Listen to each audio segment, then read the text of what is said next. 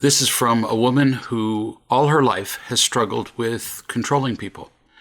Obviously, she's afraid. That's why people control. To make them feel less helpless and weak. So they control others. And she does it by being critical and angry. Naturally, her husband doesn't especially like being controlled. He probably didn't even notice it in the beginning when they were exchanging imitation love at a furious rate. And he's learned to just back away. So he's just distant.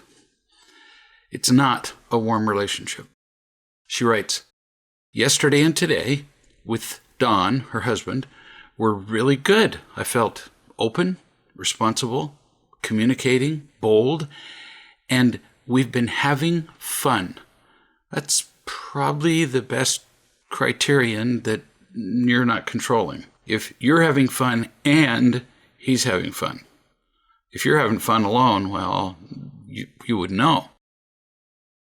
But remember this, because moments like this, actually you described it as all day, they prove you can do it. So now you just maintain it. And you remember this because if you're not having fun and if you're not feeling, I think your expression was open, responsible, communicating, bold, then you're probably controlling.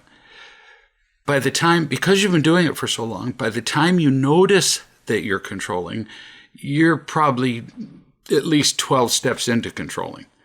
Pay attention more to the freedom and happiness and fun. And when that starts to lose its luster, you're on your way toward what you don't want. You continue. Just a little bit ago, he mentioned looking at sofas because ours is getting kind of broken. And he spends a fair bit of time on it. Within a second, I realized that I was expressing surprise and disapproval about his suggestions without my saying anything in words. I can tell you that I've watched people communicate with each other for a very long time now. And when somebody makes a suggestion, it's not even the words that matter so much. They're watching for that first change in facial expression, a pause. Would you like to do blank? And their partner, well, pauses or says, well, meaning, no, I wouldn't. But now I'm trying to think of a way to tell you that without, offending you. We say a lot of stuff without words. You continue. He got mad, of course, feeling unloved and victim-y, and said it was unfair, mentioning some things I've spent money on that he didn't particularly agree with either. So he left the room. And no doubt he's right, that you have spent money on things and he supported you, and now here you are resisting him. And this is very common. A discussion turns into a war, then a separation, like you two experienced, in seconds. Why? Nobody's listening. He wanted to go look at sofas. It took him considerable courage to say that because he's known about you being a controller, well, for your entire relationship. And he's learned that you express disapproval or you feel irritated or you're critical about almost everything he suggests. So just for him to bring up the possibility probably took him quite a bit of guts to summon up. And he wanted to do it. He wanted to go look at sofas with you. He didn't go do it by himself. He wanted to take you, which is amazing considering how critical you've been toward him and knowing that as he went through the sofa store, and it sort of sounds like the sofa's his go-to position. He spends more time on it than you do. As he goes through the store and he finds something and goes, ooh, I like that one. He's certain that you're going to find something wrong with it. Oh, I don't like it. I don't like the color. That won't go with the walls. Well, that won't be good with the carpet. Well, that... And even the thought of going through that ordeal probably just flat nearly kills him. So it's amazing that he even brought it up. And all you needed to do, so we know what you did. What's an alternative? And I'm not telling you what to do, but here's an alternative, so you've got one. All you had to do is say, Well, let's go look at some. Right then. Well, I'm thinking about looking at some sofas. Let's go. Go grab your coat. And then he says, oh, well, I didn't mean right now, because he's in the middle of watching something. But by immediately saying, let's go, what does he see? He sees you listened. That's the point. Doesn't obligate you to do anything. Doesn't obligate you to go right then. Doesn't obligate you to get a sofa or a certain kind. Willingness is what he's looking for, which is what he's not gotten a whole lot of. You continue. I went upstairs a few minutes later, or a few minutes ago, and said I was wrong about how I responded. And if he wants a sofa, let's find a way to make it happen. And he said, forget it. I don't care anymore. Do you see why? I mean, this was hard for him, and you just crushed him. You continue. I knew it was time to just withdraw and stay calm and let him have his space. I'm not sure if I need to say anything more about it at this point. What do you think? You either criticize him and control him, or you just ignore him. So this was just going back and forth between the two extremes again. So you went up there to talk to him, and when understandably he went, no, what you essentially offered was, would you like to talk about it some more? Which is, would you like me to hit you in the head with a hammer some more? And he said, no, I think I'm pretty done. And then you left him, as opposed to saying, I was a complete idiot. Let me say it again. Let's set up a time to go. No, you didn't do any of that. You just disappeared, which is more disapproval, and to him would feel just like the critical controlling. Space usually turns into more distance, but timing matters. So you don't want to go back up right now and pound him again, but in a few days you could say, let's go look at some sofas. Would you like to go with me? I'm going to go look at some. Would you like to go with me? Well, that's a lot easier for him to follow you than to take the lead, because him taking the lead hasn't worked out so well for him in the past. Tell him the places that you've researched online or by talking to people that would at least be good places to look. So here you are. You've done some work to look into something he'd like to have. That's cool. You didn't mean to, but you ruined his childlike fun. It was just something to do together. Just the looking would have been fun. Whether you'd gone home with one or not really wasn't the point. New subject. My son Thomas is very active. He's 4. He runs around, jumps on our couch, likes to climb all over the house, chairs, tables, counters. And all I say is, Thomas, you're getting very close to hurting yourself, or something like that. I don't know how much of it is him just being a boy, or if some of his energy is a problem. Boy. Now, some girls are this energetic and do exactly the same thing, but it kind of goes with his age, 4. He's discovering the whole world, and he's going, this is cool. What would happen if I climbed up all the shelves in the living room? What would happen? He's just dying to know. It's normal.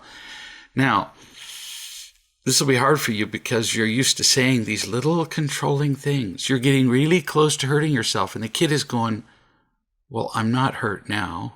I've been doing this kind of stuff for as long as I can remember, which for him is, an hour. It's just, you're killing his fun, just like the lady just before this killed the fun of her husband. Get rid of the comments. Really.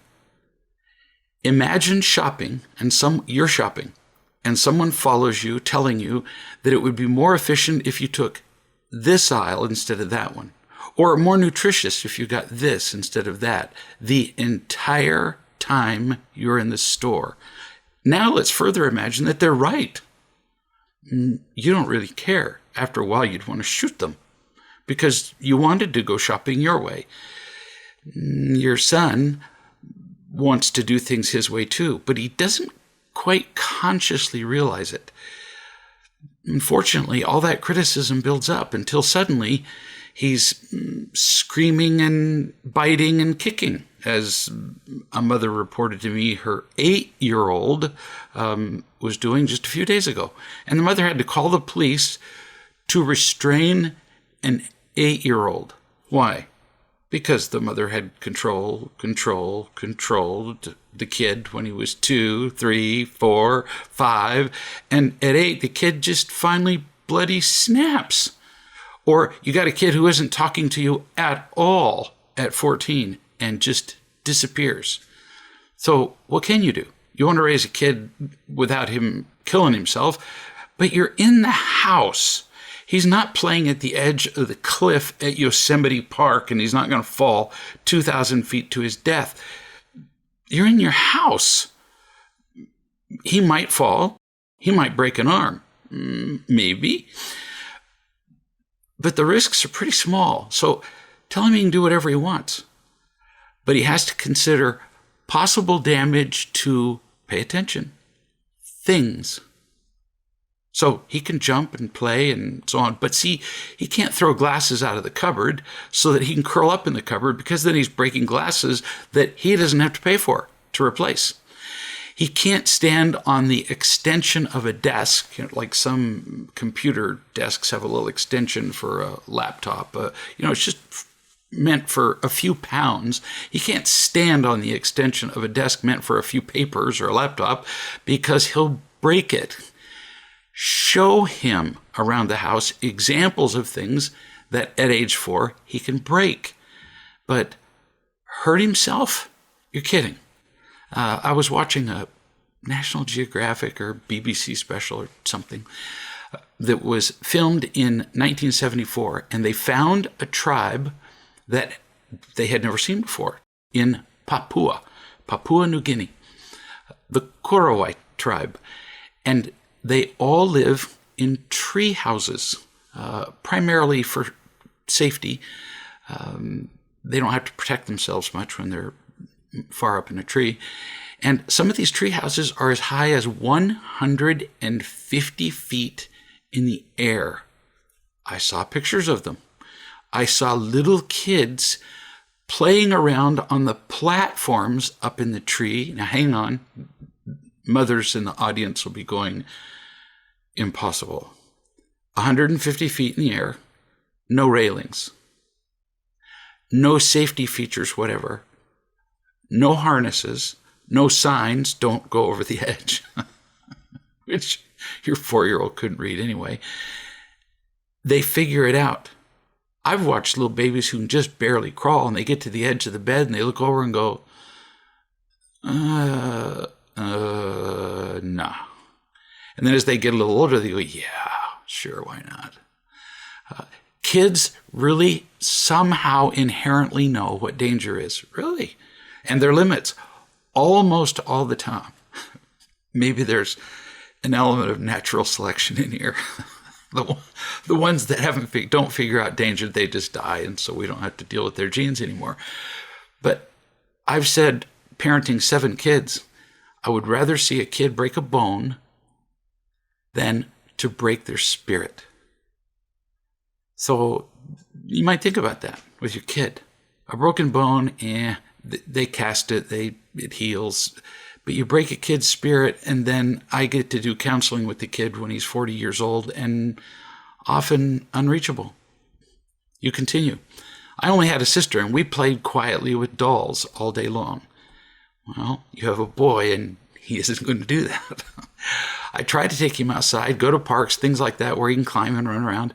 I do feel like sometimes it's too much. Like when he jumps up on our backs, when I change the diapers of his little brother. So I just tell him when something hurts or when it's not the right time to do that kind of thing.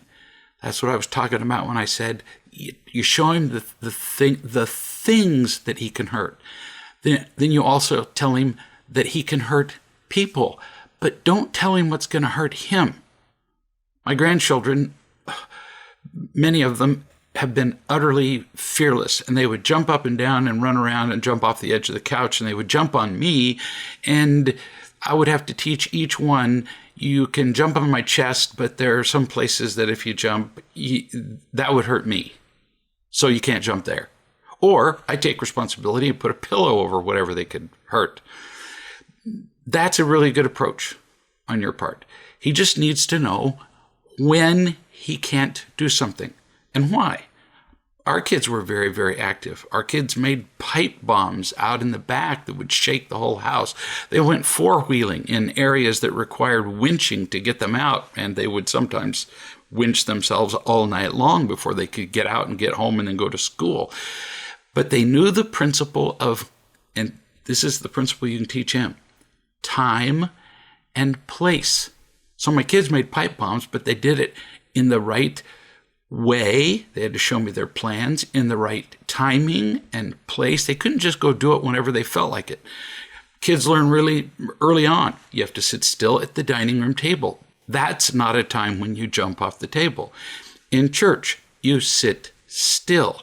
When people are watching a movie, you don't make noise. So it's not so much telling kids no all the time. It's telling them when and how and where. It's just how life is. Again, it prepares them for school and many other activities.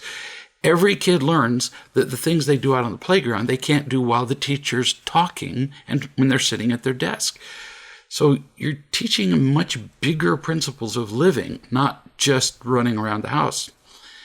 You say, but sometimes he keeps doing what is annoying. He's generally sweet with his younger brother, but sometimes it seems like he's trying to get a reaction from him, like to get him to laugh, and his playfulness seems more aggressive, like making loud, funny noises in his face or shaking his chair.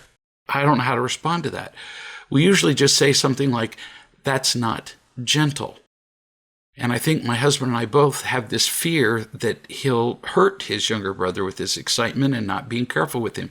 So we protect the younger brother from Thomas, but that only teaches the younger brother that he's weak, and it teaches Thomas that he's bad, and I don't want to do it that way. Here's an easier way. You can do it your way. It might work, but it requires constantly telling the kid, no, that's not gentle.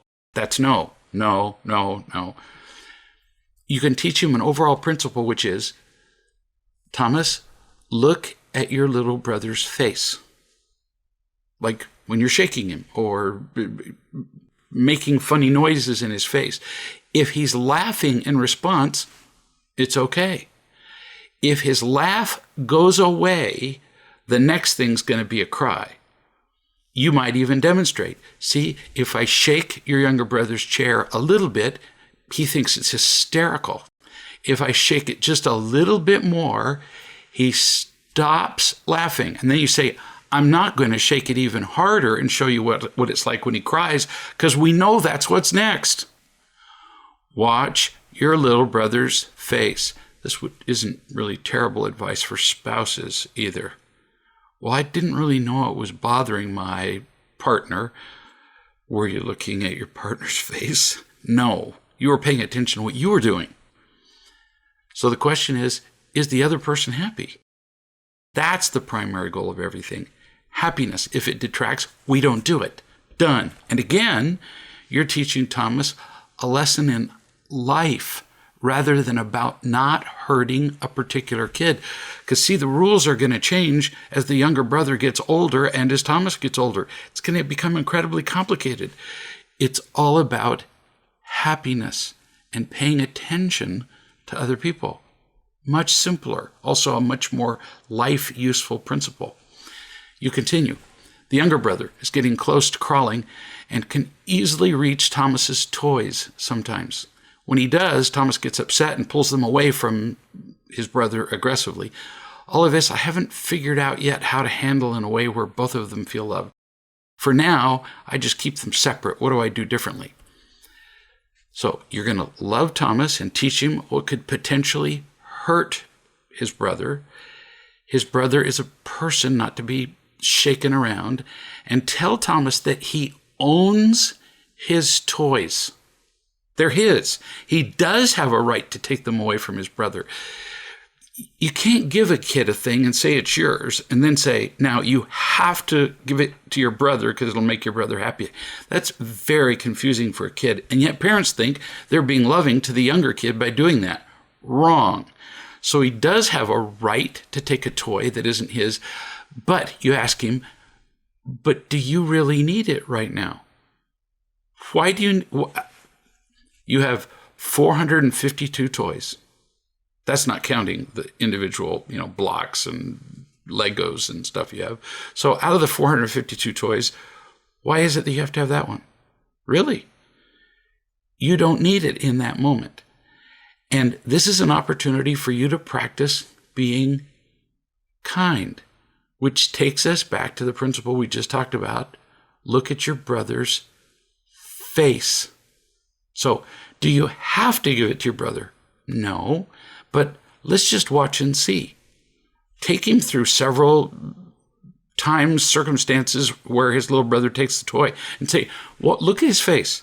He is thrilled to death to be using your toy, and you didn't even know it existed in that moment. You were not paying attention to it. It's very unlikely the little brother's going to come up and take a toy from the bigger brother, but he'll pick one up on the floor. So look at his face. He's happy, and you were happy before he took the toy anyway, so now we have two happy people. Or you can grab the toy back from your brother. Now you're not happy. I can see the frown on your face. He's not happy. We have two unhappy people. You decide.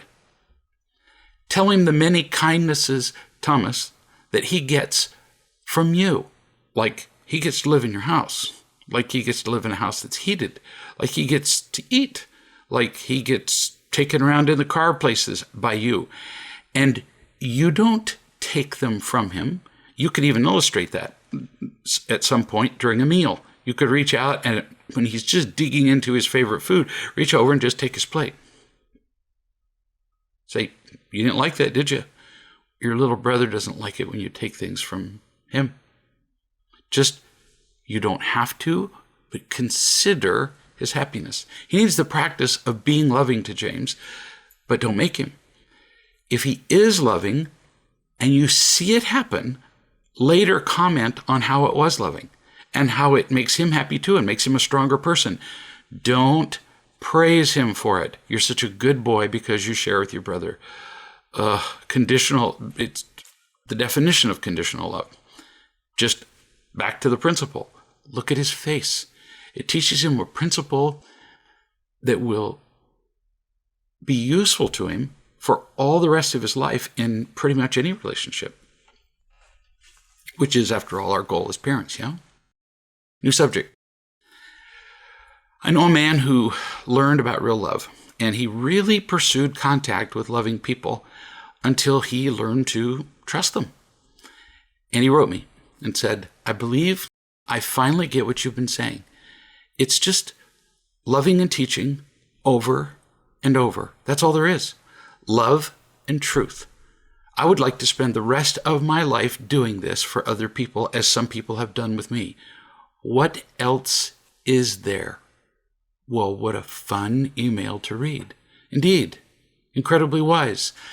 I talk to so many people who are unhappy because they lack a life purpose. And here it is. No matter what your job, where you earn a living, or hobbies may be, you can always be thinking about loving and teaching. You can do that on top of everything else you're doing. While you're playing games outside, while you're at work, while you're doing anything. You might be not so experienced in the beginning, but you'll get better and better. Only to realize that as you're getting better, you see how poorly you've done it in the past, possibly including now. But you'll keep moving. And someday you'll realize that you've changed a lot because you decided to love and teach. Keep moving. Keep loving. Keep feeling loved. Keep being responsible. And you will at the very least guarantee your happiness. No kidding. New subject. Somebody wrote to me and asked me how I don't get depressed at the endless accounts of people in the world who are hungry, hurting, treated badly, treated unfairly, crushed by the burden of poverty and ignorance, mangled by injustice. And that's listing just a few horrors in the world. And yes, it's really that bad. It's everywhere. My answer was, and is, I think of them. I read the newspaper every day very quickly, like as in 3 minutes. So I know what's happening. I see the terrible things that are going on. As an example, the other day I watched a movie about 3 men returning from battle, 3 American men, military men who returned from serving in Afghanistan. They were so wounded, not physically, but with PTSD. One of them killed himself, and the others were so hurt, the other 2, so incapable of dealing often with the simplest things that I wept with them. And I see how we're all suffering from such pain, like PTSD. But most of us don't suffer quite so visibly. We weren't in a war. The wounds are less visible, but still very real. And it started with us as babies. Even worse in many ways than PTSD. I wrote a whole book about that, about real love and PCSD, post-childhood stress disorder. I felt a little depressed as I watched and thought of the pain of all of us as I watched this movie about these 3 with PTSD. But I'm revived by a thought. All we can do, and this is the answer to your question, how is it that I can cope with all this misery? All we can do is be loving to the person in front of us. It's all you can do. As long as I'm worried about people in the Sudan or wherever, Afghanistan, in an African civil war, I'm distracted from loving the person in front of me. So do what you can do instead of being obsessed about what you can't do anything about. You can change the world in front of you. I just read an article, in fact, about people who mean well, but will leave their homes, sell their belongings, and go to some foreign land and try to do good. Well, the problem is they try to do good by their definition of good, and it turns out that culturally, where they go, it doesn't do any good at all. So if I were to suddenly just up and move to some foreign country, it's likely it would take me a very long time to figure out what good or what help even was. But I can tell what good and help are here. And that brings us back to the lesson that the mother's going to be teaching the 4-year-old. I watch their faces. I pay attention to that and give them what at least might help them to be happier. I'm not in charge of their being happier, but I could possibly contribute to it. New subject. I know a woman relatively new to real love, just a few months. She realized that her boyfriend of years was just a user, just uses people wherever he goes, and including her. And she broke up with him. She moved out, and there was the usual loads of stuff to be moved out. You know, when you move in, it's all exciting, and moving in is very fun, and moving out turns out isn't nearly as fun. And she went over to his house yesterday to pick up the last of her stuff, and she wrote, "Yesterday was so painful and shocking to me, completely destroyed any illusion I had that Brian loves me or cares for me now or ever has. I have gone over and beyond to be loving, understanding, and supportive of him, and now I'm just feeling like a doormat," which indeed is possible. It's possible that that's all you were all along, was a doormat instead of loving. You continue, "I'm really in shock. I sit and stare a lot. I had the expectation that he loved me and cares about me, but he doesn't. And I really saw that yesterday." Well, like I said, and since I've corresponded with you in the past about this particular guy, he never did. He never could. He doesn't have it to give and never did. And it's not his fault. It's just a fact. He never got it himself. So he had nothing to give but manipulations and demands, and because you were lonely, you fell for it. You haven't gotten enough unconditional love yourself to be able to tell the difference. You continue. He let me know that he resented having to help me move. I'll bet he didn't resent you moving in. I've helped him endlessly for weeks to move. He's rarely helped me. He feels his pain acutely. He feels it thoroughly and well. Pain is much more memorable when it is ours. He's not feeling yours. You continue. He asked if I thought that he was a selfish SOB, and I told him that no, he wasn't an SOB and not a piece of poop, which is how he refers to himself when he feels shame, which is, most of the time. But that yes, he was selfish and he was unhappy. Well, you got that pretty good. No, he's not worthless. He's not a bad person. Just not happy. And when we're not happy and we're in pain, who do we focus on when we're in pain? Pain is very focusing, like almost nothing else. We focus on ourselves, which makes us selfish. So selfishness is a response to pain. You say, he then informed me casually that he has a new girlfriend. That took, 6 minutes? And that was really painful for me to hear. It was shocking. It pierced my heart to the core. Darling, I get it, that it hurt. And I'm not laughing at your pain. I'm smiling because you still don't know enough what it feels like to be unconditionally loved to realize you didn't lose anything. And if you felt loved enough unconditionally, hearing that he had a girlfriend would mean absolutely nothing to you. Really, it would.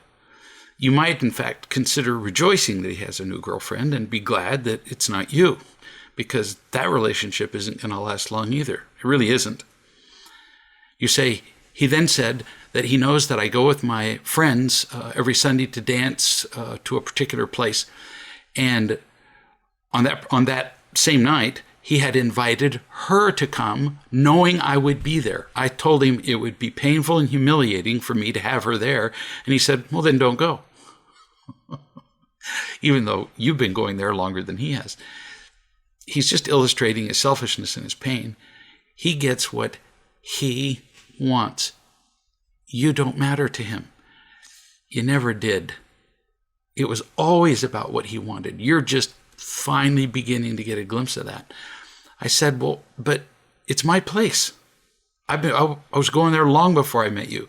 All of my friends would see the discomfort in me when you walk in with this new girlfriend weeks after we've broken up. You could go to so many other places. Why not take her to the other places instead?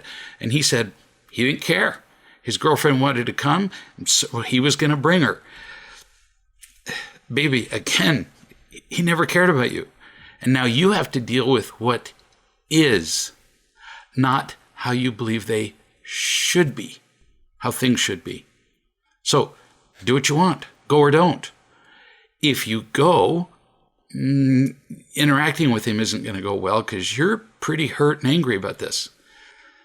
Don't look at him for his reaction because you're going to be pleading with him to be kind to you because you still have this hope that he will be.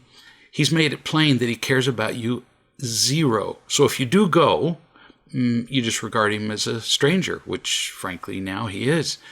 No pain, just release, learning, information. Or you don't go.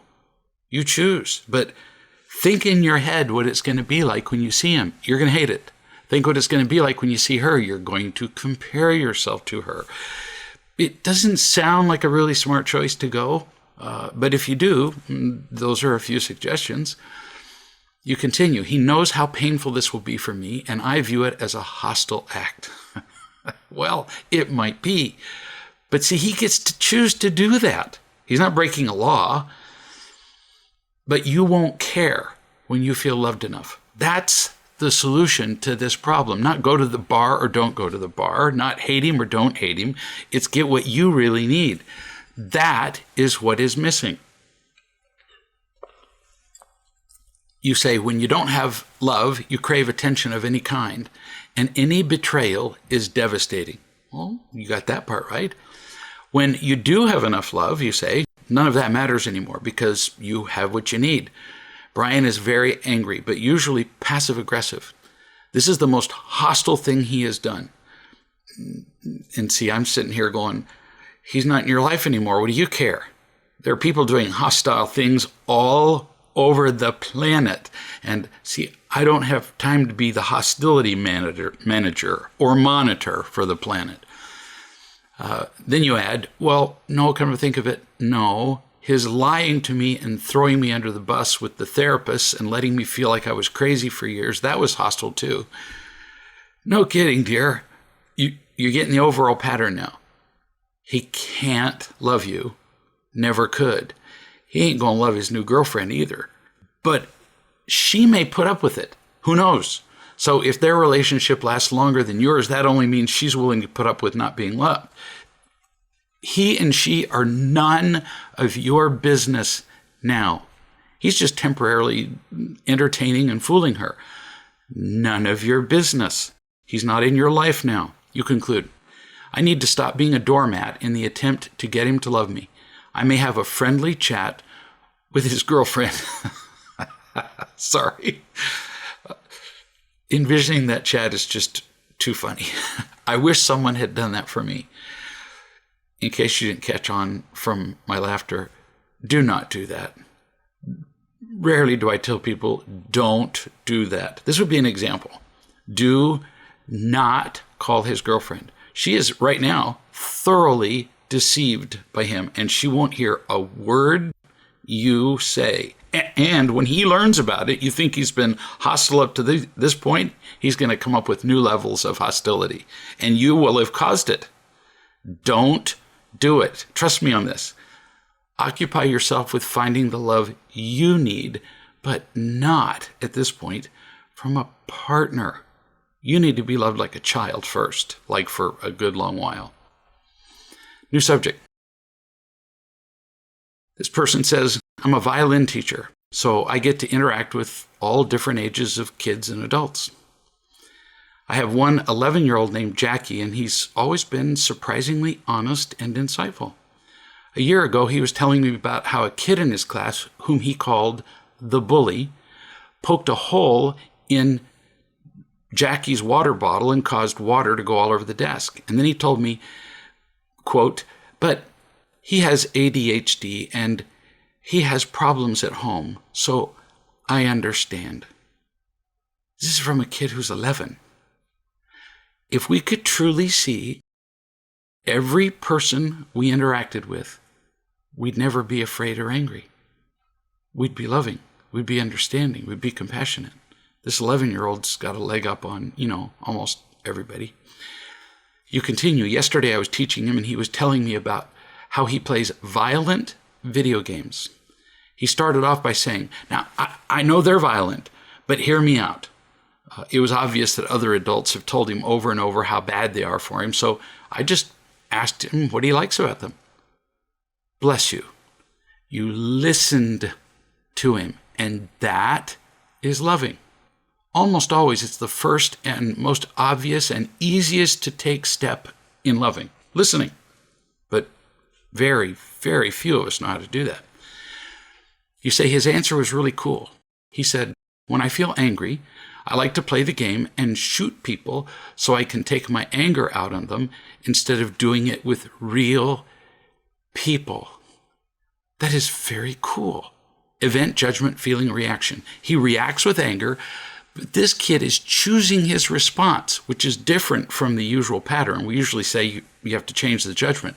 Oh, this kid is just choosing to kill virtual figures instead of killing people in real life or hitting them. I don't remember where I was once, but I got to see a mother. No, a mother told me once that somebody said to her, why do you yell at your children? And she said, because the alternative is to kill them, and that's illegal. You conclude, I never thought about them, kids using video games as an outlet for anger. if he'd been taught and loved by his parents, he'd probably practice violin more and play violent games less. Maybe so. Who knows? Regardless, how cool that this kid is simply making a choice and recognizes that he has anger and that he has an outlet for it. Recognizing this, he may later in life do whatever it takes to find the unconditional love that he really needs. You just unconditionally loved him in this conversation. New subject. A man called me to tell me about how he and his wife were regularly arguing about a lot of things. I mean, pick a thing. Money, the usual, or, money, housework, kids, sex, blah, blah, blah, blah. And he wanted solutions to these arguments. And he supplied me with lots of details, which people do when they want to be right. I said to him, "What is the subject of this conversation?" Meaning the one that he and I were having right then.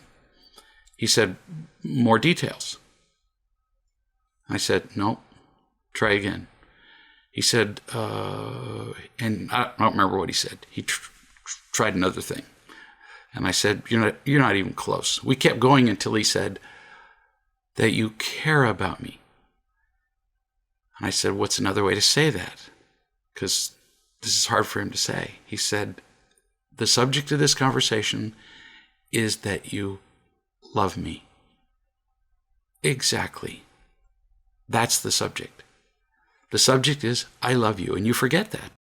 And then you get all defensive and combative with people who aren't doing things your way. If you remembered this conversation, I love you, you would find everything much easier, including these arguments with your wife. Total silence. And he finally said, "I still have a hard time with that. That you could love me for no reason, especially while I'm screwing up." I said, "How do you feel about yourself? Your worth on a scale of 0 to 10. And with actually a fair degree of honesty, he said, about a 4. I said, 2.5 tops. And I'll sit here with you until that changes. We talked some more. And eventually he said, we were on Skype, and he looked at a piece of paper and he said, "I've got a whole list of things here to talk about me, about the wife, about my kids." And he said, "They all just evaporated. They don't matter." And I said, "Now how do you feel about yourself?" And he said, "Oh, way higher than 4. I forgot to mention at the top, I was talking to him on Skype, and she was there too, but I forgot to mention it because she was out of my view. She was off the screen. But I knew she was there. I said, "So you're much happier and you feel much more worthwhile. Now look over at your wife's face. What do you see?" He said, "She's smiling." "Yeah, she's happy for you." "Was she happy at the beginning of the call?" He said, "No." And that's the point of this conversation. All I did was love you. I didn't care about the solutions to your arguments. I just loved you. You felt happier, and then she felt happier. So both of you are happier, and we didn't offer any specific solutions to any specific argument. Why? Because it's all about love. He got it. Now we see how long it lasts, and we keep doing it. We keep practicing. A woman wrote me and said that she was feeling alone and sometimes down. Lots of possible answers, but on this particular occasion, I asked her how much personal one-on-one time she spends with loving people. She said, "Well, hardly any." She actually equivocated back and forth and told me how she plays with her cat. And I said, "No, how much one-on-one time do you spend with people?" "I just love being at home," she said. You can smell an excuse from across the ocean. "I don't really like going out. In fact, I might have to tell all new friends in the future that I'm happy to be friends, but don't be offended if we never spend any time together one-on-one, or if I don't come to your house, or baby's christening, or whatever. It has nothing to do with you. I agree that it has nothing to do with them, but it's not about you're just loving to be at home. I've seen her home, and there's nothing intrinsically appealing about it. And even if there were, even if it were beautiful and flawless, that still wouldn't be the problem. You're afraid. People scare you. It's written all over your face right now. You've been criticized, rejected, and abandoned all your life, and those old feelings are triggered by dozens of things that happen when you're in somebody else's house. Their environment. They leave the room to do something, which triggers your abandonment. They talk to a friend on the phone while you're right in the room, and again, you feel alone, and on and on. Being out of your safe little box, which your place literally is scary to you. So it's not that you love your home. It's that you love the illusion of safety you get from it. That's it. You continue. I don't think there's any fear.